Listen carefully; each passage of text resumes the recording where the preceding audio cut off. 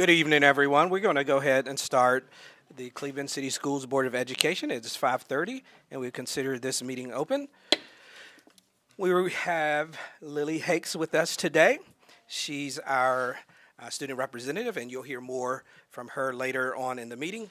But she's going to open us up in a moment of silence and a Pledge of Allegiance.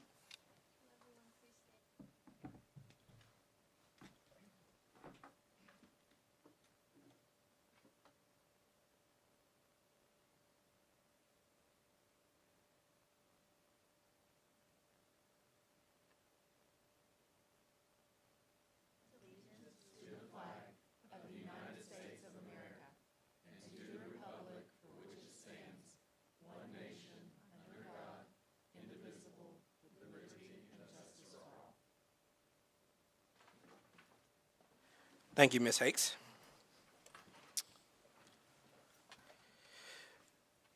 Ms. Wheeler, do we have any public comments? We do not. Thank you very much. I'd like to welcome Ms. Lynn Vols, Executive Director of BCPF, with us tonight. And I'm going to make a few comments before we go down through our agenda. The Cleveland City Schools Board of Education is committed to providing a high-quality education to all students and to working collaboratively with the community to achieve this goal. As chairman of the Cleveland City Schools Board of Education, I'm committed to running an orderly meeting and an effective meeting. I'm committed to treating everyone with respect. Board members will be provided equal voice for all matters, and they should communicate through the Director of Schools for addressing his staff. Here are a couple of reminders for parents and the general community. Board of Education policies can be found on the Cleveland City Schools website at clevelandschools.org. When there, click District, Board of Directors, and select Board Policies. Our meetings are not public forums. However, the board has made accommodations for a city resident, a Cleveland City Schools employee, or a parent guardian of a Cleveland City Schools student to address the board via a couple different ways. Those ways being outlined in School Board Policy 1.404, which includes two options: appearing before the board via a pre-meeting request and addressing the board on agenda items via a same-day request. Board members, we're going to continue down the agenda, and we have the consent agenda. Are there any items on the consent agenda that you would like removed for further discussion?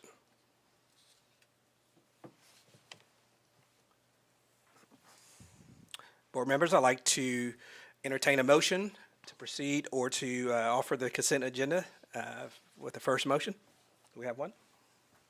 And first, do we have a second? Ms. Wheeler, call the vote, please. Peggy Pesterfield, Yes. Jody Riggins, Yes. Nate Tucker, Yes. Renee Diamond, Yes. Matt Coleman, Yes. Carolyn Ingram, Yes. Andy Lay. Yes. Motion passes. Thank you. On our regular agenda, we're going to start with the director's update. Dr. Elliott? All right. Thank you, everybody. It's good to be back here. First time we've met for a few weeks here. It's good to see everyone here. And on our first day back to school, just wanted to provide a few updates. We have a lot of things that did happen over the summer, and so kind of bring you up to speed in a quick fashion of some of the big things that happened. A lot of things going on even during the summertime. Just wanted a reminder, a shout out to our Cleveland Middle School Beta Club. They won at the national conference they went to, and that was an exciting piece. And we've been able to recognize them in a couple of ways, and they were honored last week at our city council meeting. One of the exciting things we're thrilled about in getting receiving this information and the money for that, and then also to be able to get the science materials for the new curriculum, but also lab resources. And they've arrived at Cleveland City Schools here at our building, and we've been sorting through that, and that's exciting too. Our new employees attended a great week of training last week or 2 weeks ago now, and then our CCS admin team also met for an annual back-to-school retreat. We always gather to get prepared for the new year with all the updated changes and expectations from legislative updates, and so a good time to gather back after summer breaks and summer work that everybody's been going through. The Raider Reading Roadshow made its weekly stops in June to our community centers and the Northeast Rec Center, Boys and Girls Club, and the YMCA, and it's great to be out in our community giving away books to our students. Thank you to all our staff who led us in the summer camp in June. We had about 117 staff members helping out over at Yates and Ross and Cleveland Middle School and at Cleveland High School. An amazing time during that month of June. Cleveland High School received 2 grants this summer, the aviation and the welding grant. We're proud of that. The CTE continues to thrive at Cleveland High School, and those are 2 programs that continue to grow, and we're glad to be able to have those grants to support that. Congratulations to our Blythe Bower teacher, Laura Steeltrotter. She was recognized and named as Tennessee Novice Teacher of the Year. And this is our second year we've had Novice Teacher of the Year in Cleveland City Schools. And so on August the 22nd, we'll be honoring her at the state level at a banquet in Nashville. And so we're proud of Ms. Steeltrotter. Mr. Bob Pritchard and Mr. Kelly Kaiser advance in the state level principal and supervisor recognition process. And so we'll continue to see where that leads in the next level. But congratulations to their representing us in a great way for principal of the year and supervisor of the year.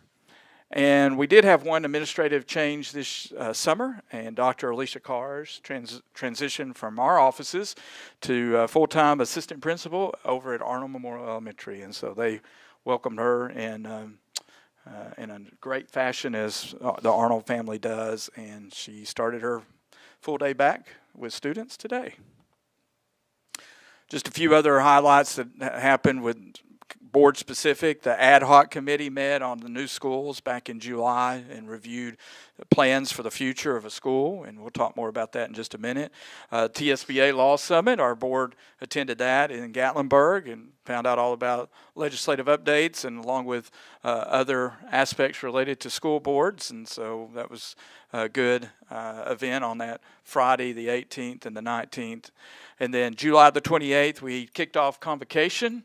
Last week had a great opening, sponsoring and featuring our heroes was our theme as we recognize our staff for all the great things that they're doing in our schools, and it was a wonderful time at the arena. Later that afternoon, our Cleveland City Council did vote to fund an elementary school on their second vote to confirm that. So we appreciate the City Council for their support of a new school in Cleveland City Schools. July 28th, last week, also Charlie White served as our councilman for the day as junior over at Cleveland High School. Our staff attended district-wide PD, schools conducted PD, and back-to-school nights last week. Very busy week, and August the 4th, here we are, the first day of school. So a busy time, and I just wanted to do one quick shout-out to all our departments here that worked throughout the summer. I saw them and their interaction and coordinating services and the projects that they were working on, working together from department to department. I really appreciate the work they've done and to get us to this point today. Upcoming events related to the board, just a reminder, tomorrow night is our joint board meeting over at the BCPF offices. And just a reminder, full day for all students is on Wednesday. Cleveland City Schools will host the Bradley Cleveland Chamber Coffee next Tuesday right here at 8:30 that morning. We're proud to be able to host that. Our breakfast with the board will kick off again for this year and it'll start over at Ross this year. And our monthly school board will be on September the 2nd on a Tuesday, the day after Labor Day. And we have a regional TSBA meeting coming up at Tyner in September. Just a few of our champions for this month to recognize some of our teachers. Jordan Reeves was a winner 2 different times at Camp Convocation where we recognize, first of all, I appreciate Mermaid Mattress for donating a free mattress to give away, and Jordan Reeves was the winner for that. Also, she won the Goff Award, which is a teaching award, innovation in teaching, and she won that award on that day. Ashley McAllister, a teacher over at Stewart, won the free car giveaway for a year thanks to Don Ledford. And our Fitzgerald Award winner for excellence in teaching went to Cleveland Middle School's Terry Esquinance. So congratulations to them. And each year at our convocation, we have a little competition between all the schools, and Blythe Bower staff was our winner this year. just a few quick pictures of all the great things this summer that have been going on with our community and our staff as well. Again, as I recognize, you see the Beta Club in the left corner, summer camp activities. Our city employees came and helped us over at the Denning Center a couple of Fridays ago during the United Way of Action, Day of Action. A lot of new teacher training, and many of you probably saw the article last week about George the Bulldog out there being renovated and updated from a partner from M&M Mars, so we appreciate that. And a few other activities going on, and as I mentioned, Charlie there in the middle being recognized, our bus there you see, and then convocation events, and a lot of great things happening there. And the highway on Georgetown opened up just a couple of weeks ago, and we were glad to see that right up there in front of Candies Creek, Cherokee, come together there. The last thing I just wanted to follow up with an update. I've shared some updates through email with you guys, and we just were closing out our 2020-25 strategic plan and went back and reviewed that as we were looking at that. That was set up on a 1-to-4 scale as we partnered with NIET in the development of that 5 years ago. And so we had different standards that were listed in there. And so we had 18 that were fully implemented, 7 that were partially. 1 we did not implement, which was the virtual school. We had intended to do that when we were going into 2020, but after our COVID-19 situation, we shifted to in-person learning, and that one we put on hold. So those are a quick update, but just some information there to share a little bit about that. So that's my director's update. Thank you, Dr. Elliott. Board members, do you have any questions for the Director of Schools? All right, next on the agenda, we have a spotlight. Dr. Elliott, we'll turn it back over to you. Okay. We were going to recognize the Book Bus Spotlight tonight, but our individual who we were going to recognize isn't able to attend tonight.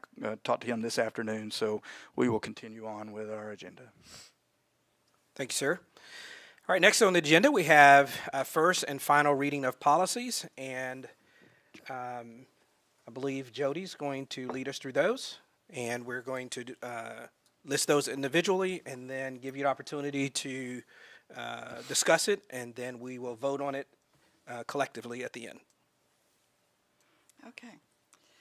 The following policies are up for first and final readings, as these are student, project, or employee specific, and they need to be in place because school has started. The highlighted changes that you'll see in these policies are TSBA recommendations in compliance with the new laws that were passed in 2025 and are now in effect. Okay.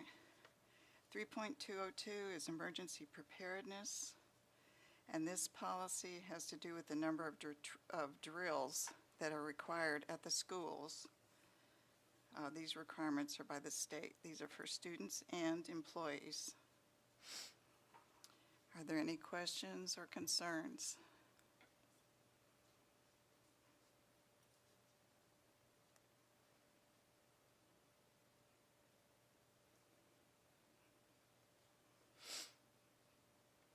Okay, we'll go on to the next one, 3.204.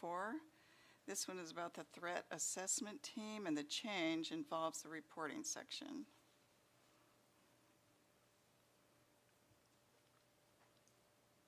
Any questions or concerns about that one?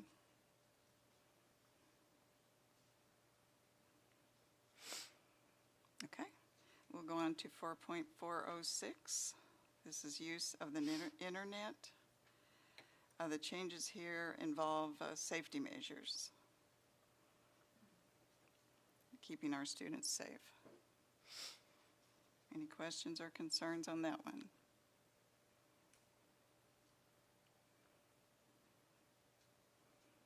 Good. Okay. Let's go to 4.601. This is reporting student progress. These changes are in regard to reporting procedures and parent conferences.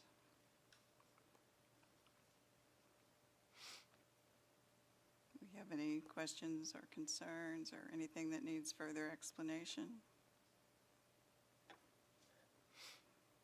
Okay. 5.305, family and medical leave. The changes in this one are in the parental leave section about requirements. Any questions there?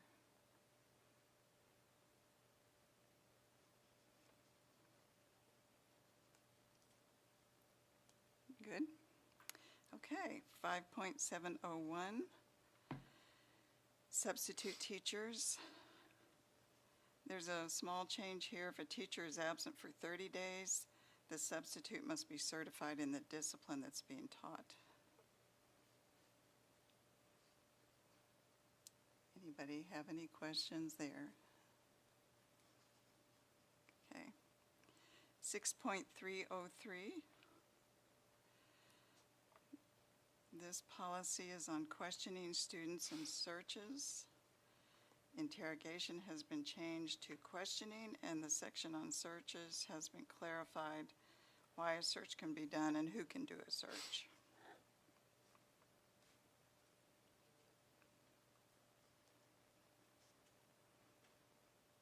Any questions there? Okay. 6.304. Student discrimination, harassment, bullying, cyberbullying, intimidation. They were including in this one the definition of anti-Semitism, defined as a form of discrimination. Any questions, concerns? 6.312. is the use of personal wireless communication devices. This policy was completely rewritten by TSBA to comply with the law. The penalty in this policy is general, but specific in the procedure manual. If you have questions about that. I do have a question. The law requires us to do no cell phone or wireless devices during instruction. So that's where the line is here. However, we're implementing something here and a little bit above and beyond the law. So can you define what problem we are trying to fix by going above and beyond? And then also, how are we going to measure that?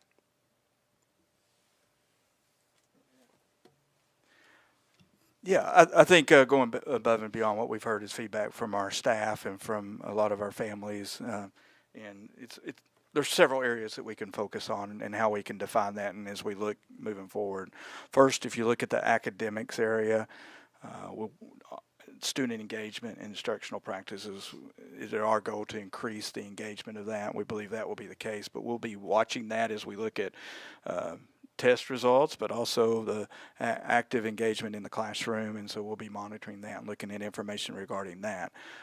Student engagement and student services, if we consider that aspect of it, for instance, discipline referrals, so we can be looking at results of that. We have a lot of different data systems in place, and the idea is the engagement goes up and the involvement goes up. Hopefully that also includes attendance rates increasing, so we'll be seeing if there's any correlation to that.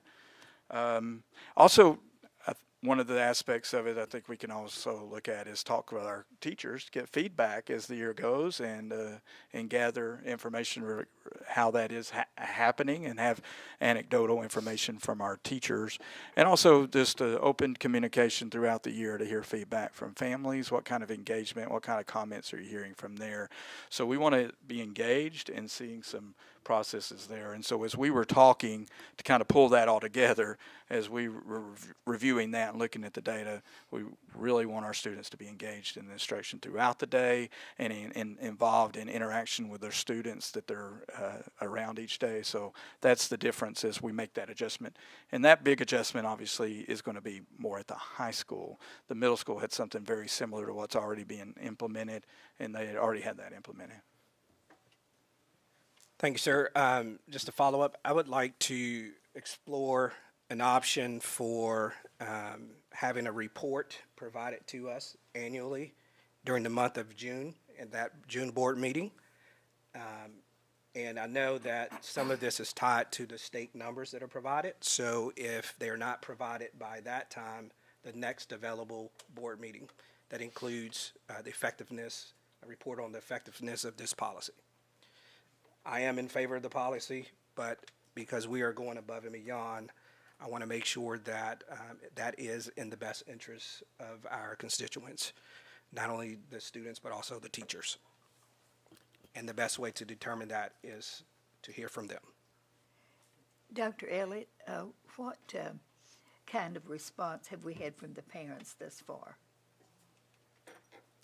At this office, I know of about two phone calls that have come into our office that were concerned about some of the implementation of this. I talked to Mr. Pritchard. He had not heard a lot on either side, either a big response for or against. And so, again, this is the main level at the high school where the adjustments are going to be made. As I've mentioned and we've talked about before over at Cleveland Middle School, this is very similar to what we have already been doing over the last about 4 years already. The students put them in their locker, keep them there till the end of the day. So we will continue to monitor that over the next few days, obviously, as our students are coming back in the building. So on my request, can we go back to that? How will we like to proceed with that for a reporting section in this policy? Back to the board. Yeah, so we could definitely bring an annual report back to you based off of the data that we've mentioned. So can we get that added in the policy now, since this is a first and last reading? Let's take the time to do that. Anybody opposed to that? Okay. So let's look there. Can Dr. Raper, do you have access to that policy? Not sure. Let's see.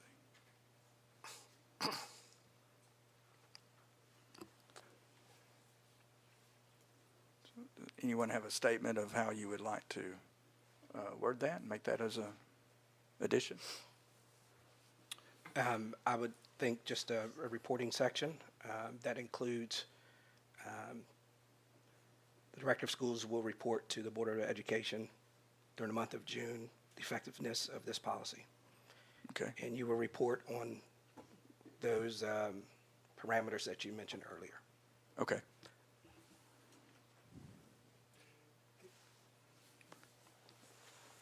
So, Dr. Raper, are you able to add some of that wording for us? I think have it up there on the screen there.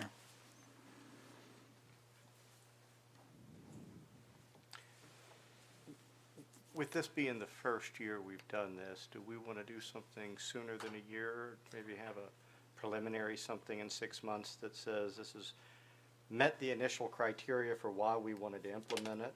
The teachers are positive, something, and then some better data in June. I'd like to hear back. I think the teachers are going to be happy with it, but I was going to may not. ask the same thing, if maybe at our next board meeting, because I would imagine the majority of transition is going to take place between now and our next board meeting, if we could maybe get an update at our next board meeting, maybe our next 2 or 3, just to see like the number of phones that were collected and how those were resolved. That would, numbers, that sort of thing. So we probably don't want to put that in the policy, No, but but- definitely We will get a be able to, report. for the policy, we'll do the annual review, but for, I'll be happy to bring updates throughout this semester accordingly. So this is what it looks like. Dr. Raper, I appreciate you doing this. The Director of Schools shall provide a report annually in June to the Cleveland City School Board of Education regarding the effectiveness of the program and data regarding its implementation. Does that sound good? Okay. Thank you, Dr. Raper. Yes, thank you. Adding that. Okay. Sounds good. Any other questions? I have I guess it would be a procedure type question. If a phone is taken up, is the parent guardian notified that the phone has been taken? that day? That's, yes, from the administrator. I Mr. mean, is that Acone is in is the that office. an Yeah. email, text? Yeah, usually a phone call. That's the Phone call. expectation, is a phone call that they would be taken up, and then they could come pick that up. And then I know we were talking earlier that in the previous year, sometimes those have been taken up, and there's been about, I know even after last year, about 30 cell phones that were still left. Nobody ever came and picked them up. So there are times where they have been collected and parents don't come and pick them up. So yes, they do have that phone call, and they have that time period to come pick it up. Yes, thank you. Anything else? Feel Can good we about ju- that one? Okay. Do you have something? Do we have a, yes? If the degree of effectiveness isn't met, will students have to put their phones fully away? Like, I know in some states, some districts, they have pouches that lock them away. Well, if the effectiveness of the law doesn't work, will we end up having to resort to something like that? Yeah, I think as we evaluate all the input and from the data, and also the evaluation from families and also from our staff, we'll look at all options and consider those. So we did look at the pouches as an option, and so that is always a resort we can bring back to the table and consider. Yeah. I'd also like to, as we're on the subject, as we were training our supervisors at Lee for observing student teachers in the classrooms, I made a comment that we should certainly expect our student teachers not to have their phones out or be using their phones during the school day. Some of the students I hear are saying to their parents, well, our teachers are going to also be doing this. So I would just like to encourage our administrators and our teachers to understand, being a role model is important in this. If we're asking students not to, be on their phone for social reasons or really for any reasons, then I would urge us not to. That may cause some difficulties. I know that we communicate with teachers via phone often. Back in my day, it was the intercom and there wasn't a cell phone, but I just urge administrators in the room to be thinking about how to make sure that it's equitable for students and teachers. We just have to practice what we preach if we want this to be effective. So just a reminder on that.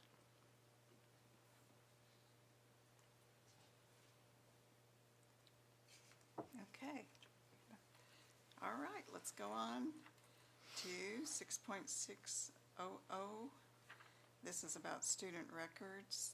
These changes are primarily about who has access to student records.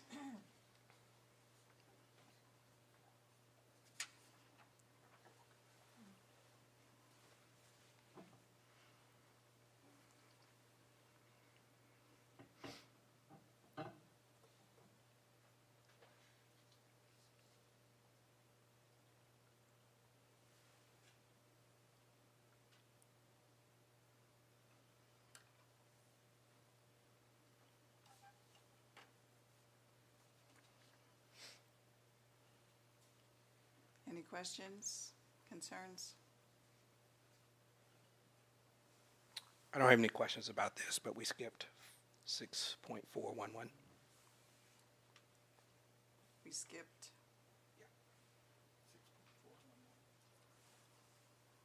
6.41, okay. Student wellness. Sorry about that.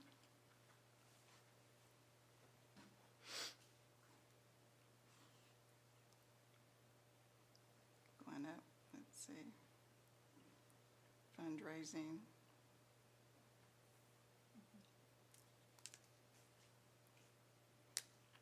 Has to do with fundraising healthy snacks, smart snacks. Any questions, any concerns there?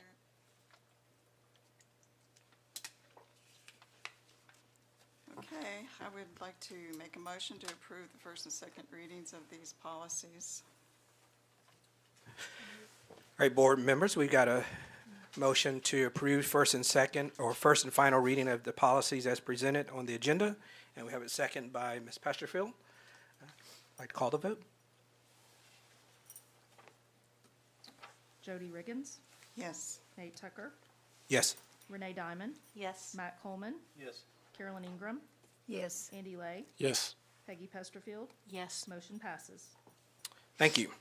Next item on the agenda is first reading of policies, and I believe you're going to do that, Ms. Diamond, is that correct? That is correct. All right. So we start with 1.407. Let me get to the top of my page. This is school district records. In this policy, we just had some minor changes in titles, moving fax to electronic transmission. Very simple edits on this one. Any questions?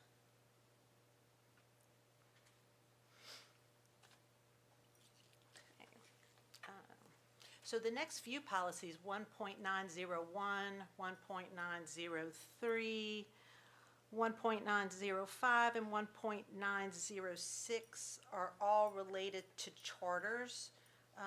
The application process, oversight, renewal, and revocation of a charter. Essentially in these, we had some changes in language from Tennessee Department of Education to State Board of Education, who actually coordinates the Tennessee Public School Charter Commission. They're really the only language I think that applies to us is that Director of Schools or designee shall report any application received to the commission no later than 10 days after the receipt. But the rest of those 4 policies really are just language changes from Chief of Staff to Assistant Director of Schools. That is in 1.903, which is oversight.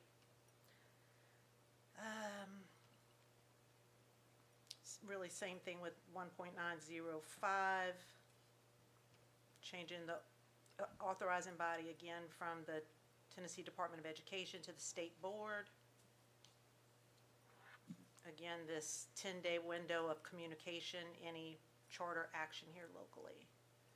And that's those 4 policies. Any questions on that? All right. Then we can go to 1.1021.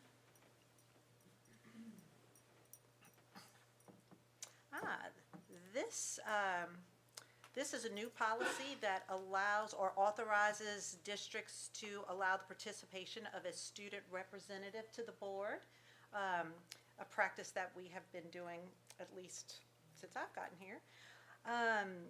Lily, for your edification, just to let you know a little bit about what your expectations are, you are expected to attend board meetings and fully contribute your unique perspective and opinions. I really appreciate you already speaking up. Please continue to do that. What you may not do is participate in student discipline, hearing appeals, teacher disciplinary matters, meetings with legal counsel, and confidential school safety plan meetings. Do you have any questions on that? Any other questions? All right. Our next policy is 2.403. This is surplus property sales. This is aligned with new state legislation that changed the amount at which surplus property is managed from $5,000 to $10,000. Any questions on that? Then our next policy is 4.100. So this policy updates the legal description of an instructional program. So what the changes are in here, the first is the addition of this header that again calls out that the board shall not discriminate on various factors. The new factor, as Jody mentioned, anti-Semitism has been added throughout these policies with the discrimination pieces. If you compare the goals of the instructional program as they are versus as they were written, an omission of physical and mental health, so that is no longer in this instructional plan. And coping with change, so that is no longer here. So if you were looking at the instructional goals as they appeared before, we are talking about the first. If you could go down a little bit, Cody. Yes, the first, number 2, to acquire the knowledge and attitude necessary to achieve and maintain good physical and mental health has not been updated in the new instructional goals. And then also the one near line 5, to develop the capacity to cope with change through an understanding of the arts, humanities, and scientific processes. Those were not identified in the new instructional goals as per the state. Any questions on that? All right, then our next policy is 4.10, oh wait, that was that one, yeah. 4.212, virtual education program. This change just added the addition of hybrid instruction as an alternative means of having class when we're in a dangerous or weather emergency. Any questions on that? Okay. 4.301, interscholastic athletics. This change formalizes the guidelines allowing virtual students to participate in interscholastic athletics in the school that they are zoned. So it is adding on to homeschool participation. Any questions on that? Okay. The next is 4.403, and that is library materials. This policy added a criteria that material shall not be removed on the sole grounds that the item is religious. Questions? All right. 5.110.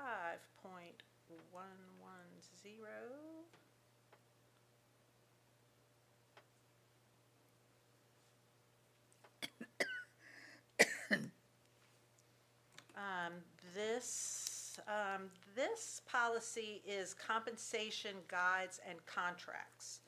And there is an accrued leave and benefits board option here in this policy that I'm sure we may need to discuss. A deceased teacher's estate or designated beneficiary shall be paid the value of any unused accumulated leave. Unless a teacher designates differently, the beneficiary shall be the same as the beneficiary designed for receipt of retirement benefits with TCRS. And that is a board option.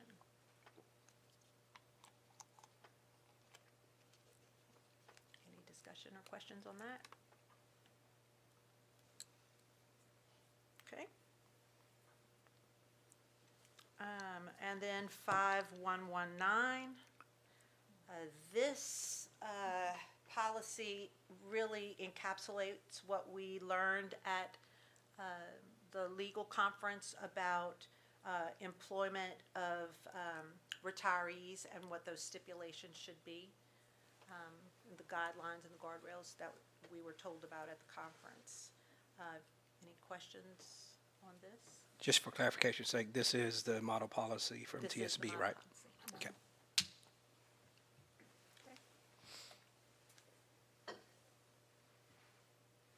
And then 5701, I think, is my last one. Just a second. Yes. So this raises from 20 to 30 the number of days a substitute can cover a teacher's class without a license and endorsement in that area. So that will make it easier for us to have longer term subs when needed. Any questions on that? Well, then I would like to make a motion that we accept these for first review. A second. We have a motion on the floor to accept first reading of policies as listed in the agenda, and we have a second from Ms. Ingram. Ms. Wheeler, can we have a call to vote? Nate Tucker, Yes. Renee Diamond, Yes. Matt Coleman, Yes. Carolyn Ingram, Yes. Andy Lay, Yes. Peggy Pesterfield, Yes. Jody Riggins. Yes. Motion passes. Thank you. Next item on the agenda is strategic plan focus with human resources. Dr. Elliott, we'll turn it over to you. All right. Engaged workforce is one of our areas on the strategic plan as we continue to look ahead. So this is our month to review that. So I've asked Mr. Kaiser to come and share with us an update. I don't know if we'll be able to follow those thrilling policies, but we'll do the best we can. Good evening. Thank you for the opportunity to speak about what I believe is our most important resource in Cleveland City Schools, and that is our staff. This is the staff in Human Resources. Ms. Cindy Wagers is our administrative assistant. She handles a lot of data entry and those kind of things. Dr. Susan Rodriguez is our Human Resources Specialist. She is behind me here, starting year 2 after coming over from the high school, and has been completely bored all summer with all the things going on in Human Resources. And then, of course, I'm the Assistant Director of Schools, and a large portion of my responsibilities lies in Human Resources. One of the things I think is my responsibility is to provide information to you just on things that are about human resources in general. One of the places that I get that information is from the Society of Human Resource Management, which is one of the foremost authorities in things going on in human resources. So these are 3 trends that just came out in their recent report on human resources. Compared to before the pandemic, voluntary turnover rates remain high, so people are choosing to transition jobs much more than they once did, and you'll see how that impacts Cleveland City Schools in a minute. Organizations are spending more on salaries than in prior years. Obviously, you see that as a trend going on in lots of places. And then there are more HR professionals in organizations to support employees today. Now, I'm going to say this. What I'm going to share in the next couple of slides is not an effort to get more help in human resources. It is to share accurate information because I think it is important that we understand as the district grows, our departments inside this office and others are going to have to grow as well. So whether we're talking about human resources or technology or student information, we have to continue to grow as our footprint in the district grows. So this is just the HR to employee ratio that came out in the 2025 report. The average organization has 1.98 human resources employees for every 100 employees. With that said, we're on a diet in Cleveland City Schools. We're on lean cuisines. We have a team of 3 HR staff members and 900 employees, a ratio of 1 per 300 employees. Obviously, I just want to call out Susan and Cindy for the work that they do in keeping us going and how busy they are. I recently heard one of our officials in town bragging about their HR department, and I thought, hey, we're shorter staffed than you are, so we are very lean. So we want to definitely thank those ladies for what they do.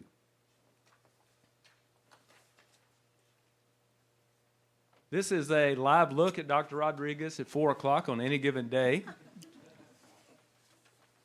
I won't read all these things to you, but this is the gist of what happens in HR.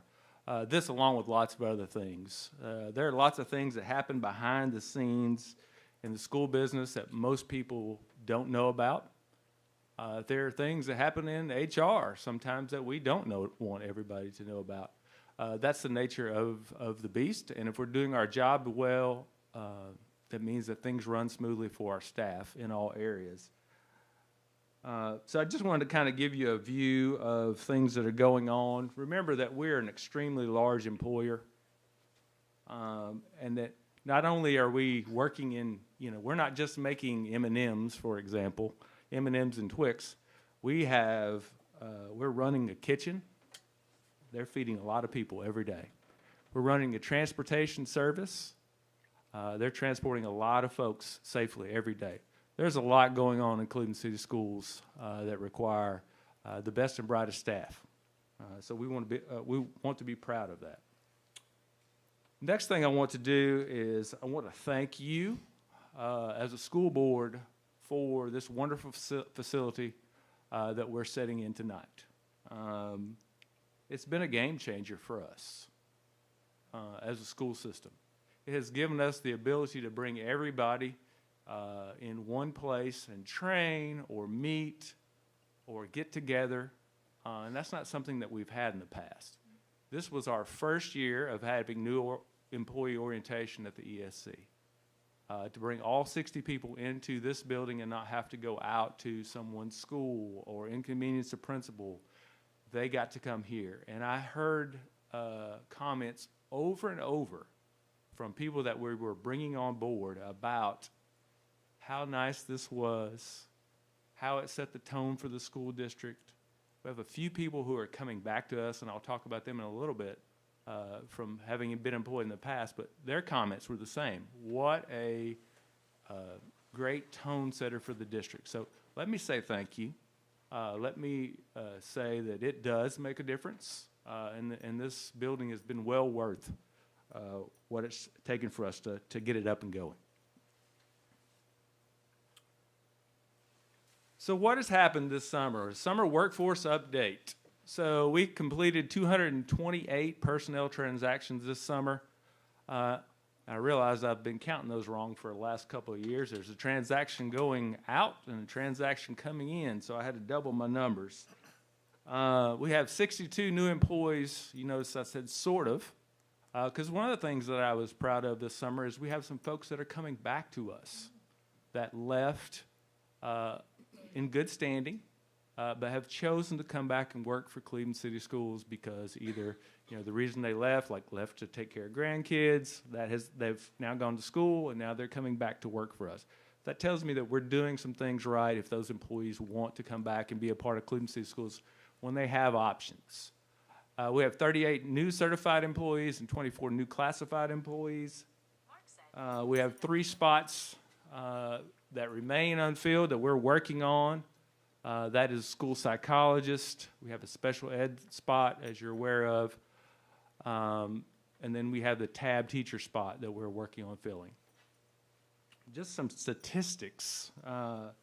We retained 90.3% of our staff, our overall staff, so that is across the district. So that is every area from transportation to food service to assistance. And really, anytime you get lower than 10%, that's pretty good compared to what national numbers show. We retained 94.5% of our certified staff. That's an excellent rate. And then the statistic that I wanted to draw your attention to here is the voluntary turnover rate. So the voluntary turnover rate means that people just chose to leave. Cleveland City Schools, that was 6.7%. Across the country, as you heard me say earlier, that averaged out to be about 12%. So we're doing well with retaining our staff. Just an overall update on staff. I know this becomes a a topic of conversation at times. We have 909 employees, and I believe that Dr. Rodriguez has gone around and counted them all individually to make sure that's correct. 530 certified spots, 379 classified positions, 25 school administrators, which amounts to 2.8% of our staff, 16 district administrators, which amounts to 1.8% of our staff. In a typical organization, that can run, of course, depending on the need and the area you're in, anywhere between 6.5% to 11% total administration. So we are running a very lean organization. I know that has come up at times. Just want to make sure you're aware of that. Also want to make sure that you're aware that over the previous 3 years, the board has approved 77 new positions. Not all of those are still, some were grant funded and that grant has run out, but new positions that we have added. All of those have been school-based or direct student service-based. By that I mean they're in the school, or they're something like a school psychologist that's providing direct services to students, or they might be a social worker that's providing a direct service to students. The only administrative additions have been an additional supplement for an established position at Blythe Bower to give them a second full-time assistant principal, and removing the AP splits to give each of those schools, Ross and Arnold, Stewart and Arnold, Ross and Yates, full-time assistant principals, and I can almost guarantee that the principals that are here would stand up and testify about that being a game changer, getting things done in their buildings. Just some general HR updates, things that you passed that you might want to kind of have an update on. Adding paid parental leave for those not covered under the state law was a decision that you made as a school board last year. It was an expense of $38,950, just so you're aware. Apparently, something is in the water because we have multiple people that are going to be on maternity leave. So if anybody wants an interim teaching position, we will have them for you. Want to brag on Dr. Rodriguez a little bit. She has completed a tremendous amount of work in digitizing forms, improving our online onboarding processes, and really just providing service to our staff. Over and over, as we onboarded people this summer, I heard how nice both her and Cindy Wagers were. Or really, they started by saying how nice the HR staff was, and I'm like, do you know me yet? But then I realized they were referring to those two ladies. Also like to give her a chance to come up, if you want to come up and kind of share some of the things that you have been working on during the past year.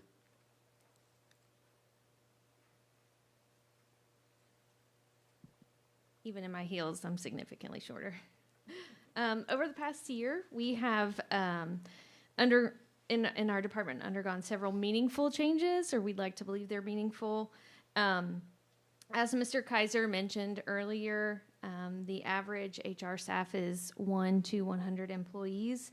And while we are not close to that, we are still committed to making sure our employees feel well taken care of.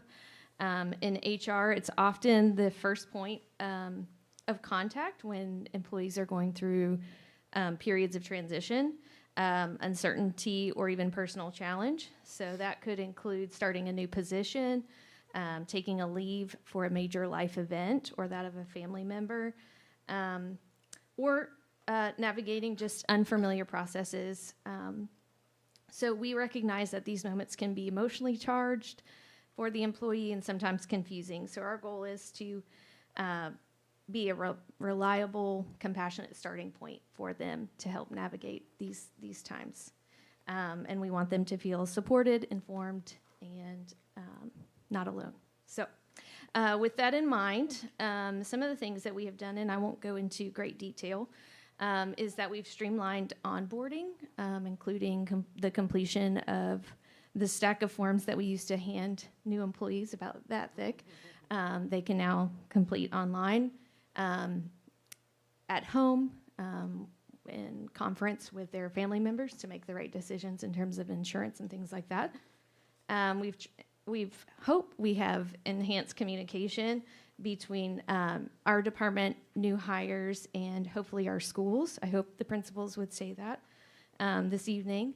As previously mentioned, digital leave requests as well, and just improved interdepartmental coordination, so different types of forms that go through different departments here at the ESC. So we hope to continue to make some more improvements this year coming forward, so maybe next time I'll have some more updates for you. Thank you.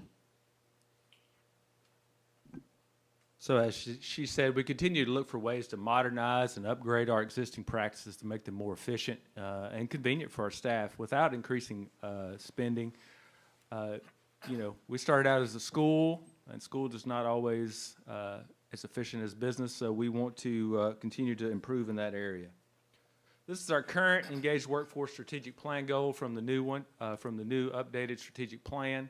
It is building a high-quality and well-supported team of educators and staff who are equipped to meet student needs, represent the community, and remain committed to the district long-term. So where are we headed? We're headed on, in ways to continue to enhance recruitment and retention of staff. We believe that retaining that high-quality staff is really essential. Turnover is difficult. Training staff is difficult. We want to continue to build internal pipelines and grow your own programming. Although that has undergone some significant changes at the state level with funding not being as available as it once was for Grow Your Own, we will want to continue providing opportunities for our existing paraprofessionals to become certified educators. Improve staff support and development. I think Susan has gone a long way to help with the mentoring programs and some of those pieces, so we want to continue that improvement.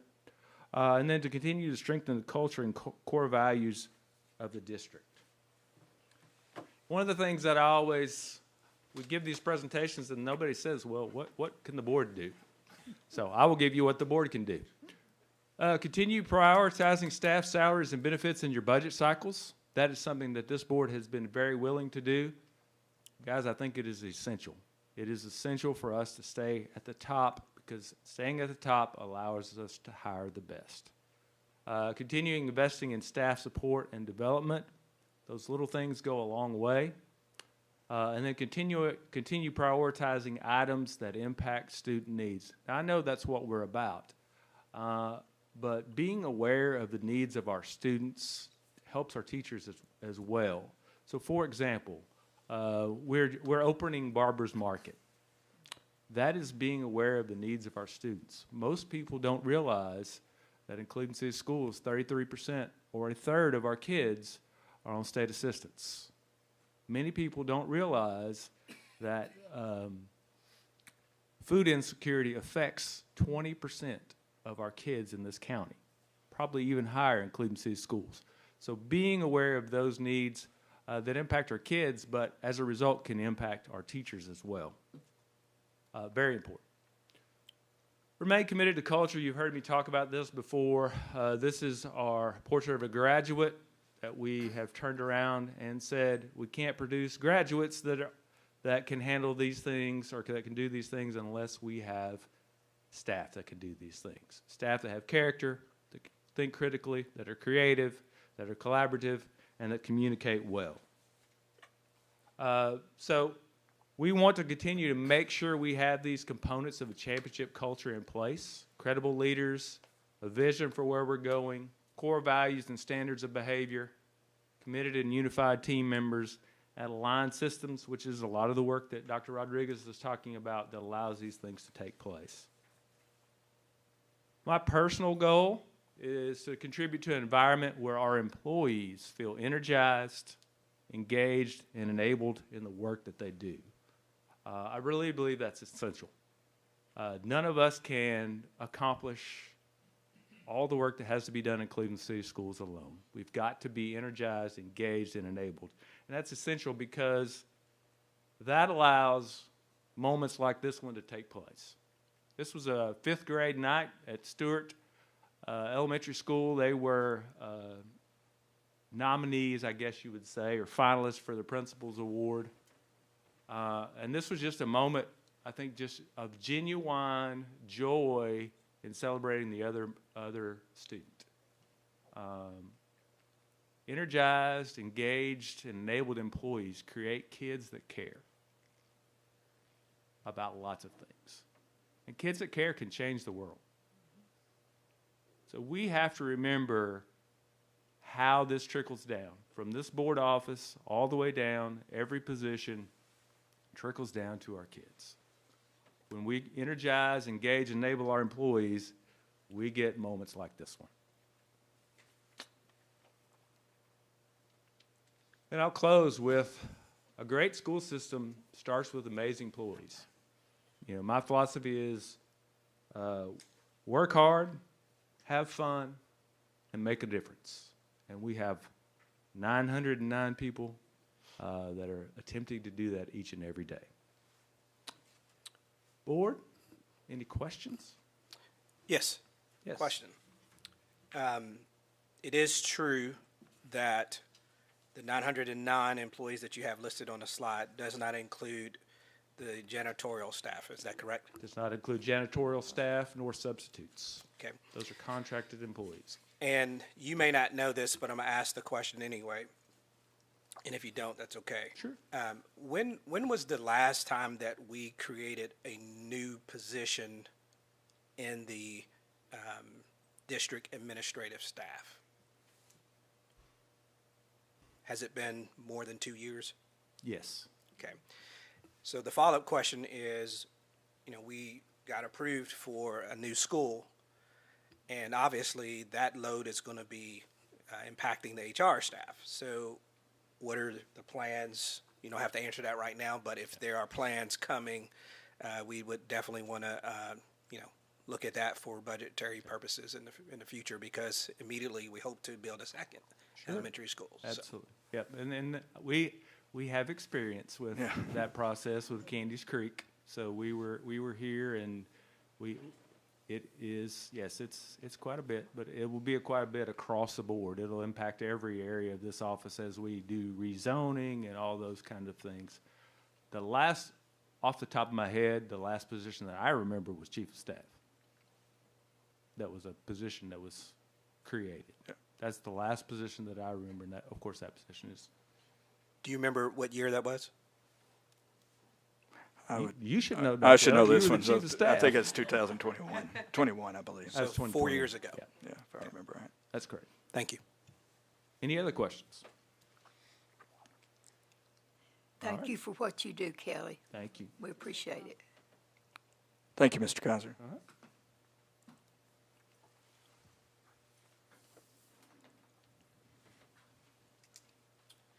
All right, next on the agenda, we have the hearing from our student representative, Ms. Lily Hakes. And so, Lily, would like for you to talk a little bit about yourself before you do your presentation, but you also have guests. I would like for you to introduce your guests as well, and then move right into your presentation. Hi, I'm Lily, and my mom is here. Her name is Audra, and my sister Emma is here today with me. So I'm a senior at Cleveland High School. I joined the district in 9th grade, so I went to the county before, and I can safe to say I really love it here at Cleveland City Schools. In school, I am a Rader Scholar. I'm an AP Scholar with distinction, so I really do like school. I really do enjoy doing homework and learning things, and Cleveland City Schools provided that. And then outside of school, I do cross country and I do track. I'm also involved in Renaissance, which is the show choir at Cleveland High School. I'm also in SGA, Model UN, National Honor Society, a lot of different clubs. So it's very, very nice being involved at Cleveland High School. Board members, do you have any questions for Lily? All right, thank you. Next on the agenda, we have facilities update. Refer to Andy Lay on this.